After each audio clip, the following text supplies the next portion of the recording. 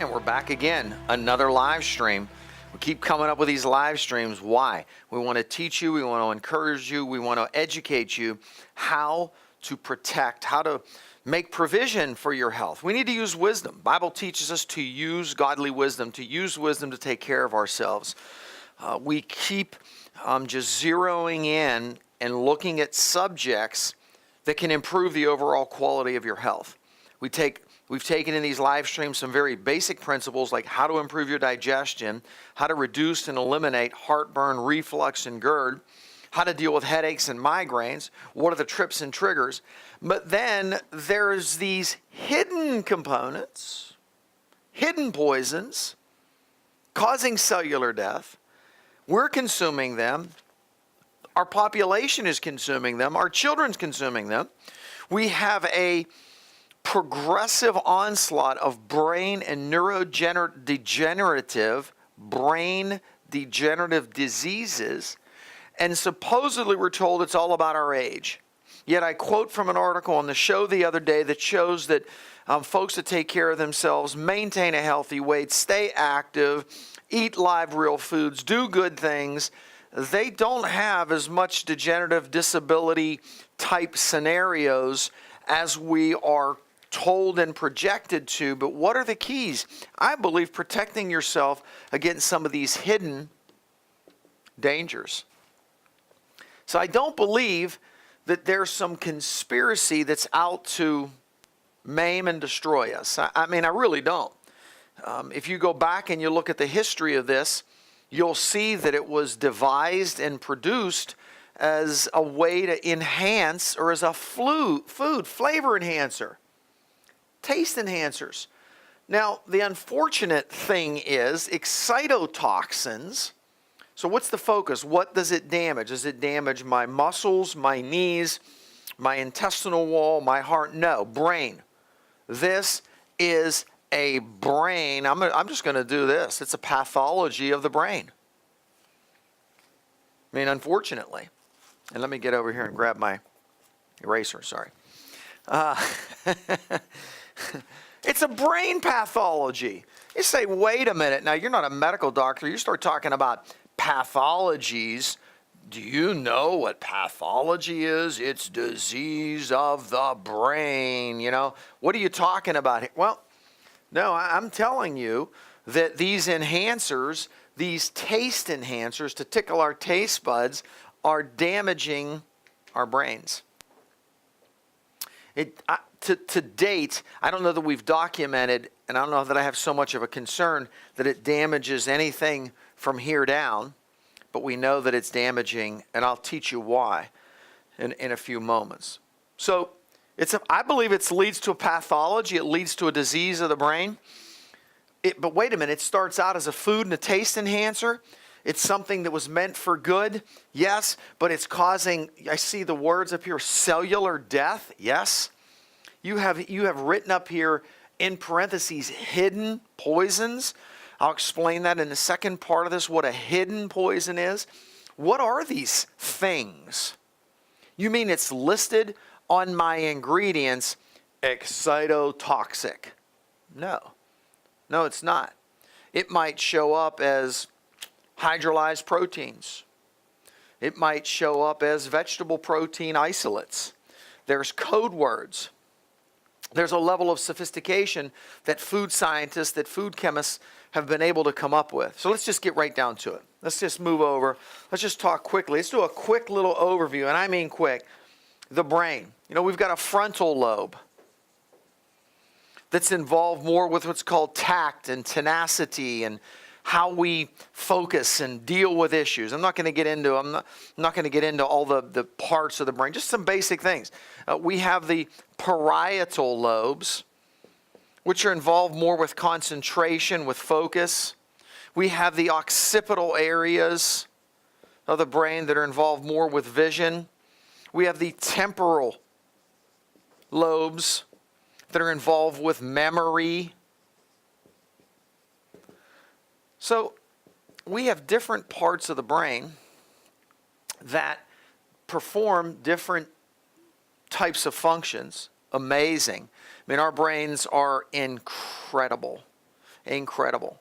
Reading some articles last night that there's even some researchers that go back to the 60s and 70s that when they were neurosurgeons and then when they were doing surgery on the brain for people that had significant memory loss or memory impairment, that when they used electrodes to stimulate parts of the brain while they were under anesthesia and surgery, that they were able to recoup some of these thought processes. One of them, I'm not real sure how they did this, but there was a neurosurgeon, I believe in the 60s, maybe in the 50s, that literally did 2 surgeries while the individuals were lucid. Now, I have no idea how they anesthetized them. But what they were able to do is bring up and recall memories from certain parts of the brain from the temporal areas that were almost shut down. They had no recollection they had ever experienced that. It wasn't planted there. It was there. Our brains are amazing. It's an incredible sophistication. We have a blood-brain barrier that protects it. It's supposed to protect it. So it's called the BBB, blood-brain barrier, and it protects our brain from chemicals. So when we ingest foods, it goes into our circulatory, it goes into our blood supply, the enterohepatic circulation, it goes to the liver, they're broken down. Chemicals and metals and colors and dyes and pesticides are supposed to be broken down, phase 1, phase 2, technically phase 3 detox, eliminated through the liver, then into the large intestine via stool. And the remaining is sent to the kidneys to be filtered out and excreted in water-soluble chemicals in the urine. So this whole sophisticated process. Now it goes into my circulatory system. Then I have a blood supply that literally, technically, kind of, if I can explain this, runs alongside, and then we start having transference of nutrients into the cerebral spinal fluid that then gets into the brain. Why? For nutrients to the brain. Our brain needs nutrients, needs glucose, has its own immune system, has mitochondria, tremendous amount of mitochondria, developing energy. And that's kind of where this all goes, that these excitotoxins, these taste enhancers that we've been kind of swindled into believing are okay and are relatively safe, and they're not. These hidden poisons, for lack of a better word, are causing cellular death. It's damaging our brain. I believe we'll talk about ALS, Alzheimer's, neurodegenerative disorders, even Parkinson's. A lot of issues with that. Heavy metals, aluminum, iron, lead. I mean, there are significant issues, chemicals that are getting into our circulatory system because we have poor liver detoxification. But the real key here is to understand that there's a specific pathology, a disorder, a disease of the brain that's being antagonized by components that are food additives that are used to enhance the taste of foods. So these are hidden little chemicals that are not, as we would see them, as black and white disease. And we know that mercury can induce disease in a human body. We know that lead and cadmium. We know that chemicals, poisons, pesticides, herbicides. We know that petroleum distillates, benzene. We know that specific chemical compounds, organic and otherwise, damage the body, can affect your bone marrow, can damage your liver, can induce cancer. We know all of that. These guys, they're hidden, and they're literally poisons, and your children are consuming them. And for years, if we go back to the 40s and 50s and 60s, it wasn't until we've known about, there's literature that goes back to the 90s. There's PubMed. I pulled a couple of them, articles talking about excitotoxins. But it wasn't until some neurosurgeons like Russ Blaylock started really talking about it in the 90s, bringing it to light. The problem is we still deal with it today. How could we possibly still? These things are bad and they're evil, and then yet you're telling me that we're still consuming them? Yeah, I'll get to that as to how.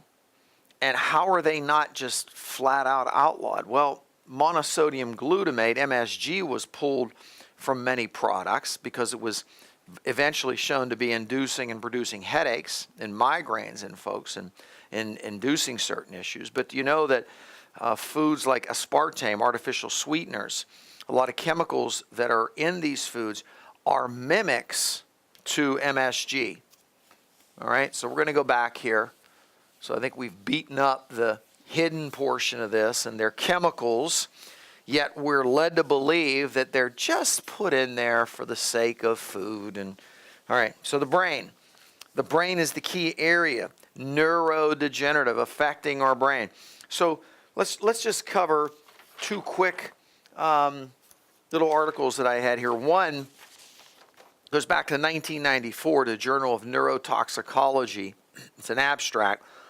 Evidence supporting and pertaining to excitatory neurotoxins, or, so they use the word neuro, which has to do with neurons, neurotoxins, and they actually use it interchangeably with excitotoxins. They have it in parentheses. They say that excitotoxins are actually, this is not just a name, they are neurotoxic, damaging. This is the Journal of Endocrinology, 1994, the fall edition, volume 15.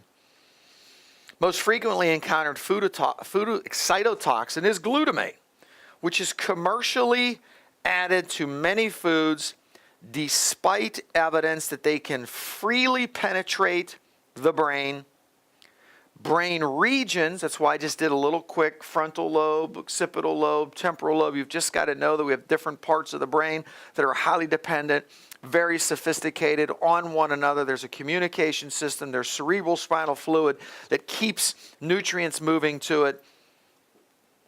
And this article just says, despite evidence that it can freely penetrate the brain and brain regions, rapidly destroy neurons by hyperactivating, I don't want to get into NMDA receptors, kainite receptors, kainic receptors. That's way too technical. We're not talking about that. Hypersensitivity of NMDA receptors during development makes immature nervous systems especially sensitive to glutamate excitotoxicity. On the other hand, elderly consumers are particularly sensitive to domoic acid, powerful excitotoxic glutamate analog, which activates NMDA and non-NMDA receptors, literally can act as food poisoning, can damage the brain, impair memory.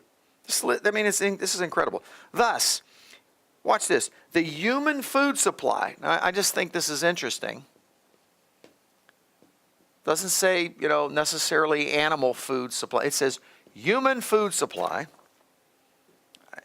is a source of excitotoxins that can damage the brain by one type of mechanism to which immature consumers are hypervulnerable, or by other mechanisms to which adult and elderly consumers might be sensitive. So in younger children, blood-brain barrier, not quite what it needs to be, not quite as protective. They're in developmental stages. They are more vulnerable to the excitotoxic effects of these chemicals. But as adults, the use of these other chemicals, because of how we change in age, we become more sensitized to other components, relatives of MSG, and they're still on the market. They're still on the market today, and I'll give you a list right after the break. I have other articles from Procedures of National Academy of Sciences as recent as 2015. I have other ones. I'm deciding not to do that. I want to keep this pretty quick and pretty short today. Key overview. These chemicals, could I be consuming them, or could they be coming from external bad foreign sources? Yes.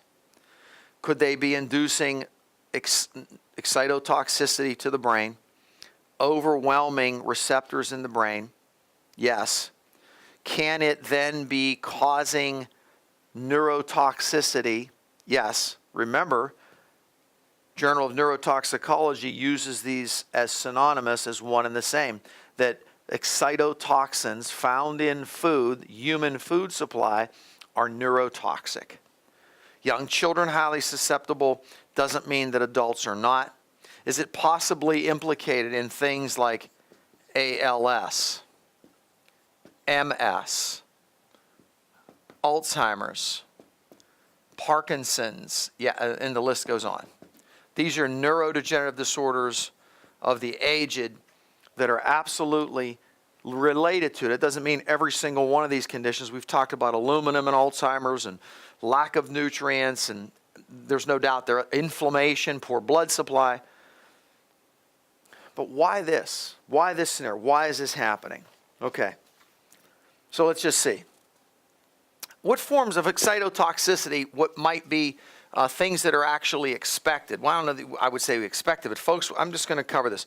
Spinal cord injury, folks that have had a stroke, believe it or not, even hearing loss induced by loud noises, shrill noises, harsh sounds, literally develops excitotoxicity to the neurons in the ear, causes permanent hearing loss and damage. That's why when we even use things like coenzyme Q10, zinc, and nutrients, it's protective in some way, has the ability to resurrect that tissue. So a quick overview, 1908, a researcher by the name of Ikeda, 1908, comes up with this flavor enhancer. And he's like a miracle man. I mean, this guy, I'm sure, became an instant millionaire. He was an engineer. He comes up with this excitotoxic compound that the Japanese begin to use as flavor enhancers. By the 30s, it's estimated that the Japanese were using it by the millions and millions of pounds, these flavor enhancers, excitotoxins, monosodium glutamate. By the 50s, physicians, eye doctors are documenting damage to the neurons in the eye, to the retinal tissue of the eye. By the 1960s, a fellow by the name of John Olney, a physician, documents damage in animal brains, then in humans, by these excitotoxins. What was the major one, the principal one? MSG. You say, oh, well, I don't consume things that have MSG. Why am I listening to this? Not so fast. Hold on. So research then begins, and then even the Journal of Neurotoxicology, 1994, says the human food supply is a source of this stuff, and it is damaging brains, yet we still consume it. Don't ask me why. So we proceed, we go on. MSG becomes the key component. By the 90s, we see more and more understanding. What does it do? It actually induces damage. The glutamate overwhelms. By the way, glutamate is something that it's the major, what we would call excitatory neurotransmitter in the brain. So this is something that your brain actually makes, by the way. The problem is we just don't need excessive amounts, which then begins to overload the receptors. The body can't then clear because it reduces glutathione. So you reduce an antioxidant that the body makes. So I just want to give you a quick rationale. It's not like, oh, this chemical just goes in, kills cells. It's a poison. How could you? Well, no, you see, your body makes this. Your body uses it as an excitatory, enhancer of thought process. Now I start to consume it in foods. It gets through the blood-brain barrier. And now it can overload the receptors. Once it overloads the receptors, the glutathione can't clear it. Glutathione begins to drop, and now the additional forms of glutamate that are coming through are now poisoning and destroying and damaging cells. So it's a process that evolves. It's a process that takes place. I'm going to talk to you quickly about, before we go to the break, I'm going to talk to you about the hypothalamus because this is one of the key areas. So we're going to move to that.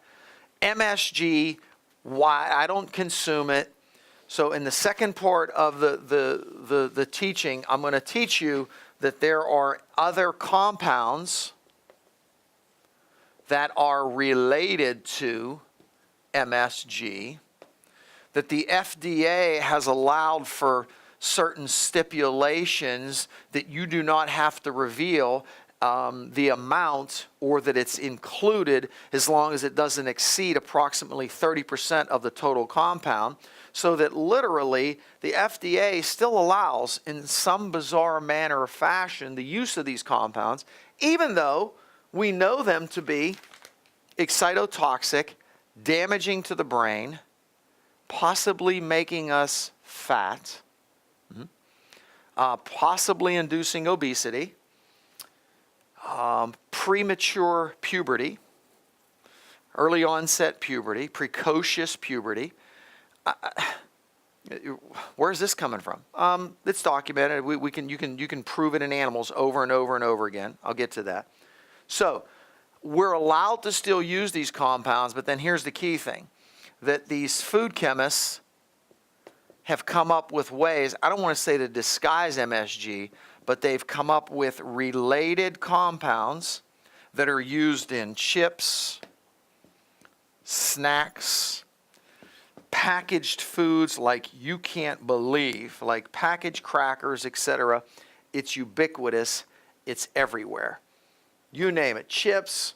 I often say, even just look at some of the barbecue types of chips. Unless you're getting real barbecue chips that uses real paprika and so on, you're getting colors, you're getting food sensitizers, and most of those have food enhancers that now they know that the FDA has finally spanked their hands and smacked them. So now they say, well, we can put a little bit of it in, but we can put it under the pretty names as hydrolyzed protein isolates and so on.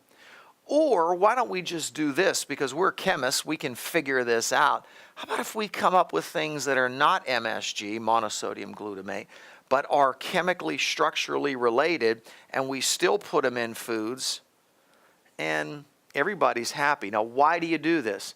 Because they're taste enhancers. So back in the 30s, the Japanese had, like, they were owning the markets as far as their food production, because when they were adding this to foods, it's an enhancer. I always call it, like, tickles the taste buds. It's like salt without salt. It gives you that salt. It stimulates your taste buds, but it also is excitatory to the brain. We're going to go to a break. When I come back, we're going to cover a couple final areas. I'm going to tell you what they are now, what their names are, how they're hidden, what it affects. I already covered that it affects the neurons. We're not going to talk about that. And it could be implicated in memory, excitation, I believe even hyperactivity disorders. So when we work with someone with attention deficit disorders and hyperactivity, it's not just about eliminating sugar, but it's about colors, dyes, and food chemicals, because these chemicals are excitatory. Why? Because they act like excitatory brain neurotransmitters, which are glutamate. We need that. We need a certain level. We don't need this much.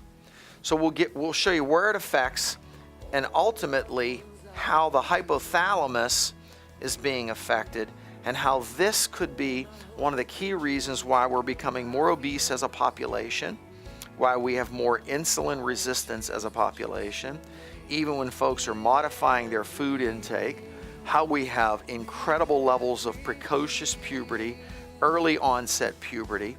In some cases, folks that are exposed to this are not fulfilling their full height stature.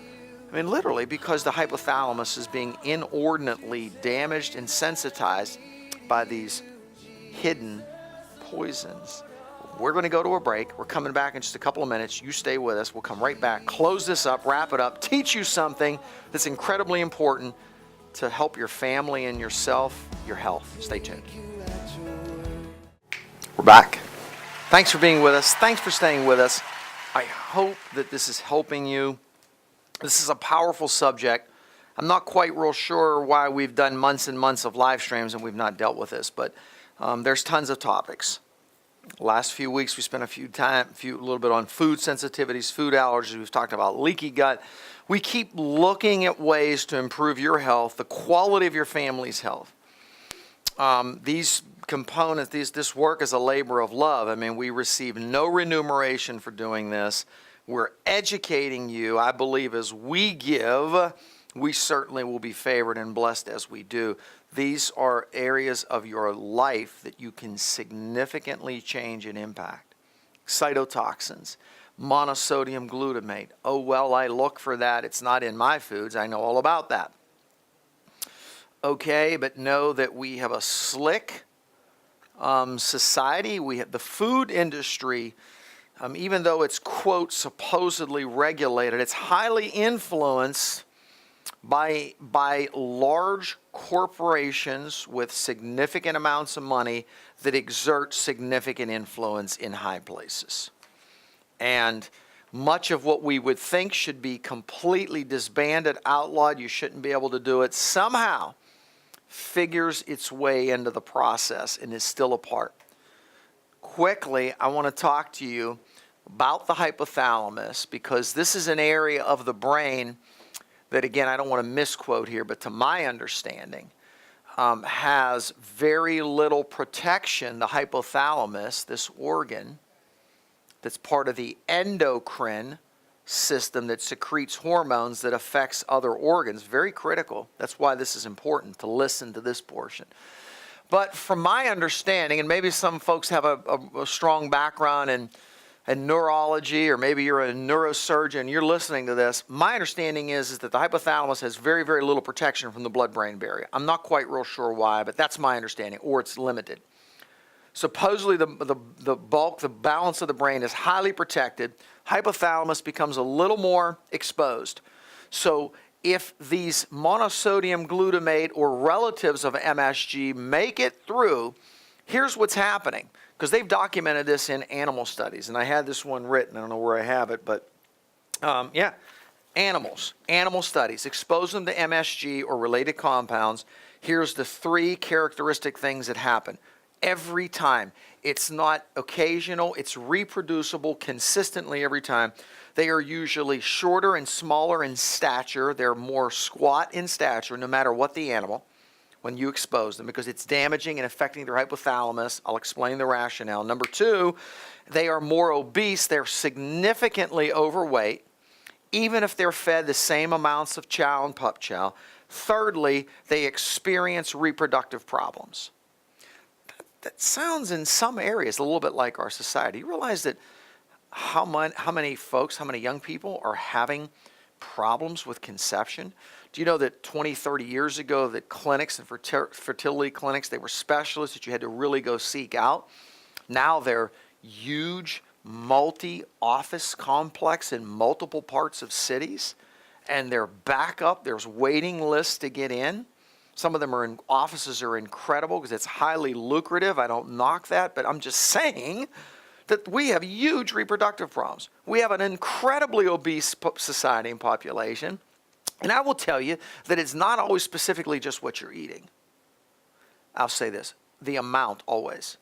There's something going on. So watch closely. We've already documented in animals.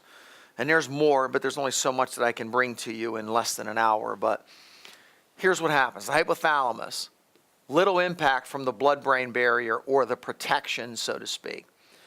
Now here's the real problem. Hypothalamus uses glutamate, remember your brain produces this, as what we call a neurotransmitter for connection, for communication, for neurons.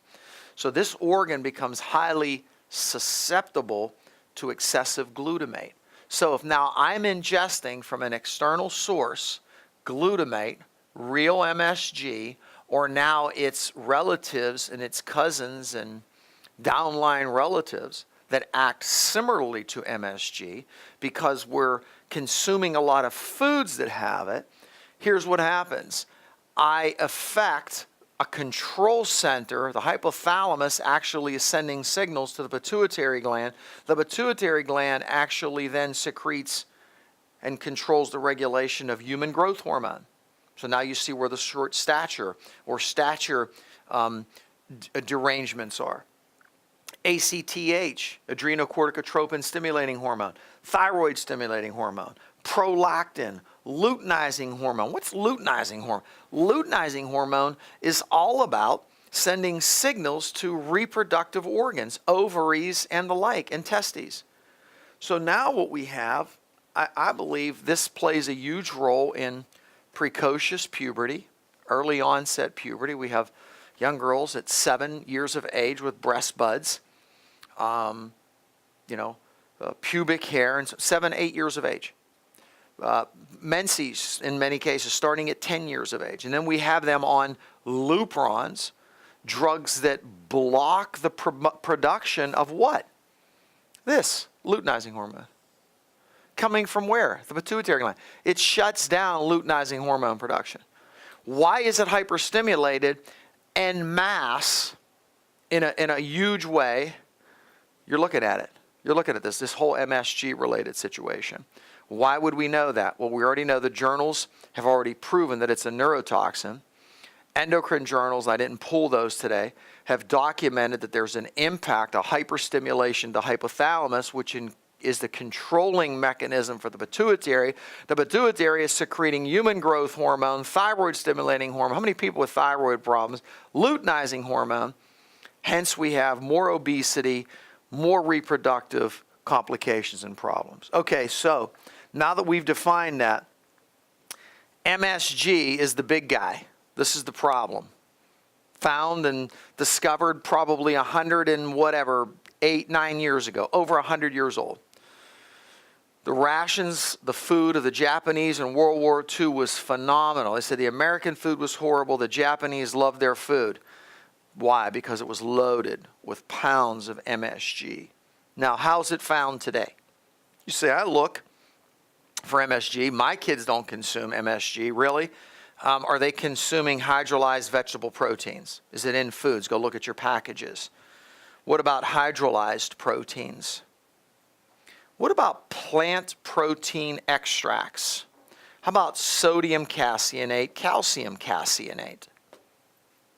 How about yeast extracts, autolyzed yeast extracts? See, you got to always go watch for these extracts. Watch for things that say extracts, scary stuff, when they're added to foods. How about textured proteins? Just say, that doesn't sound like a bad thing, right? Textured, right? It sounds like something they just made up. It's a textured protein. What's the big deal? It doesn't sound like... Anybody that's going to tell me there's texture on it. Something wrong. Just look at this. Hydrolyzed proteins, hydrolyzed vegetable proteins. Why do I have to use a plant protein extract? Why don't I just use plant protein? Why the extracts? Why caseinate? Well, the caseinate is actually, casein is from dairy, but they're altered and they have components. They might have 10, 15, 20, up to 30% of these MSG-related compounds, and they don't have to say MSG-related anywhere in here. They don't. They're not required to by FDA mandates. They're not required to. Malt extracts, malt flavorings, bouillon broths, big problem. Bouillon, you better get an all-natural, nothing added, real bouillon. Don't you use anything but. Those ones that you buy stock in the grocery stores, they're loaded with MSG-related compounds. Typically, for years, those soups, canned soups, loaded. Loaded. Wait a minute. How did they maintain the flavor when they cut back all the salt? They used to put tons of salt. They just put more MSG-related compounds. That's how they maintain the flavor. So you eat those canned soups that are not all natural, that are more organic, that don't add these types of things, you're in trouble. Malt flavorings, bouillon broth, bouillon stocks, anything that says natural flavor. No, it should tell you what the flavor is. We use paprika. We use whatever. Not natural flavoring. Natural flavorings is code word for some MSG-related like compound. I think what I'd like to do is put this list, because there are foods that are absolutely, these right here, absolutely, this section contains MSG-related. These typically do in percentages. There's another layer that is a big mystery because they're not required to list, only if you maybe work for one of these food processors. There's another layer, and I have a listing, such as carrageenan and enzymes, soy protein concentrates, isolates of soy protein. I mean, these are, once again, like code words for alterations. They have protein, or they have whatever they tell you they have soy, and then they've got varying degrees of these compounds. I'm consuming these foods. Your children are consuming them. You need to educate yourself, because what's happening is it's affecting their hypothalamus, my hypothalamus. It's then, because remember, the hypothalamus uses glutamate, so anything that's structurally similar is going to hyperstimulate it.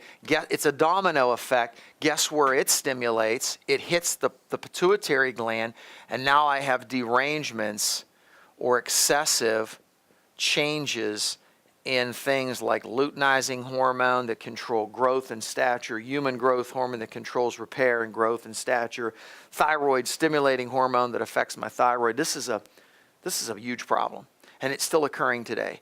Even though we've factually known back to 1969 that it kills neurons in the eye and damages retinal tissue when you expose. This is eye physicians that documented this.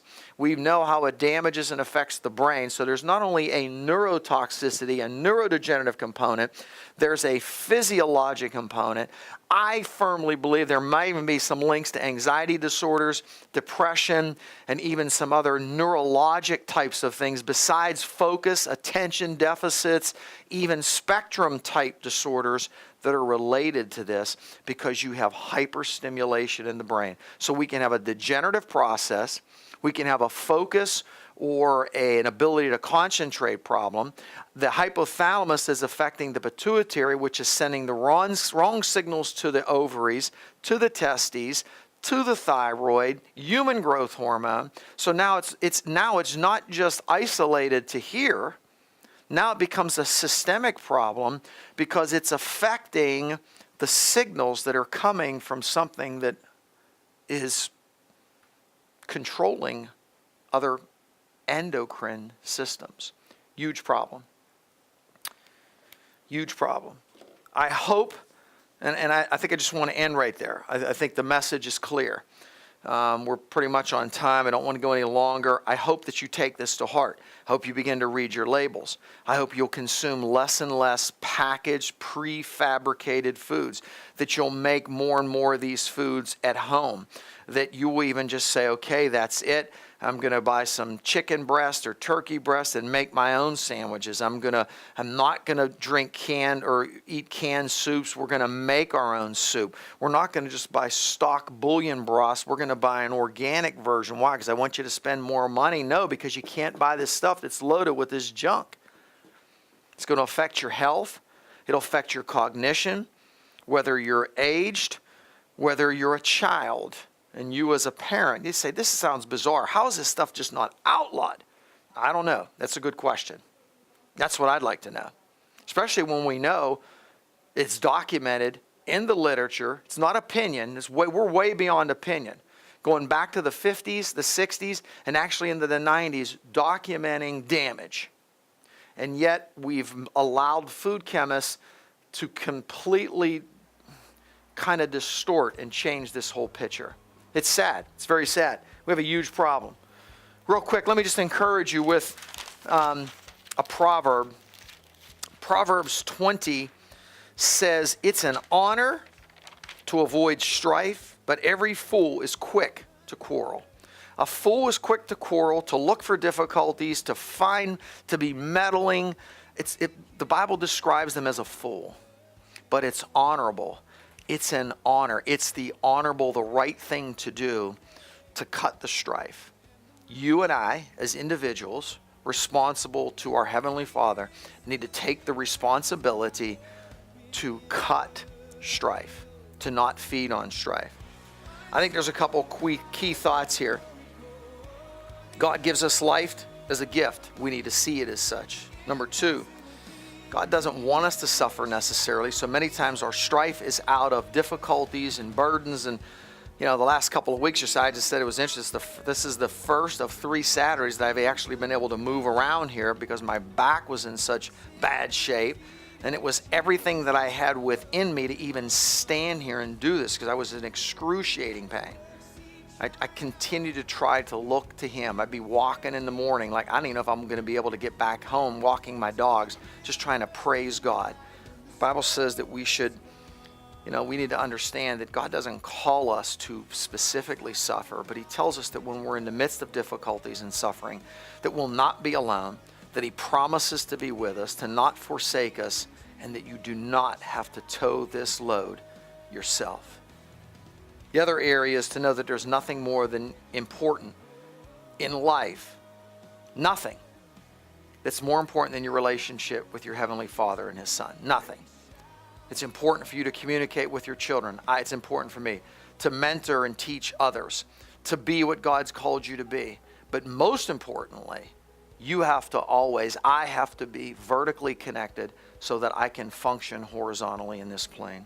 And lastly, I believe that we need to be able to look at life and the circumstances and the difficulties of life, strife or otherwise, and see them through the eyes on the other side. I need to be able to see that everything with eternity in mind.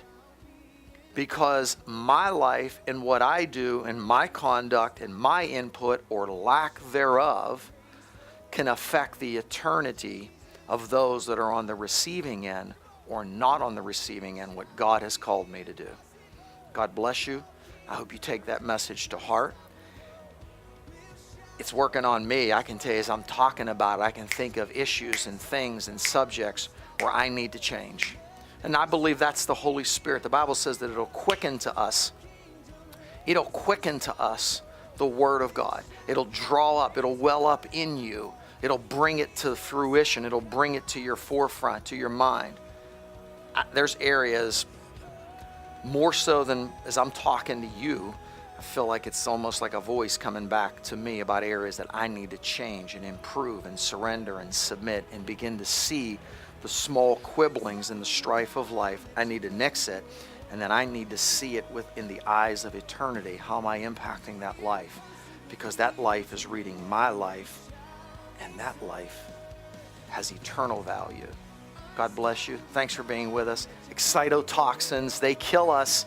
They're damaging. They're hidden poisons. Excitotoxins, hidden poison. Find out where they are. Get them out of your diet. Get them out of your family's diet.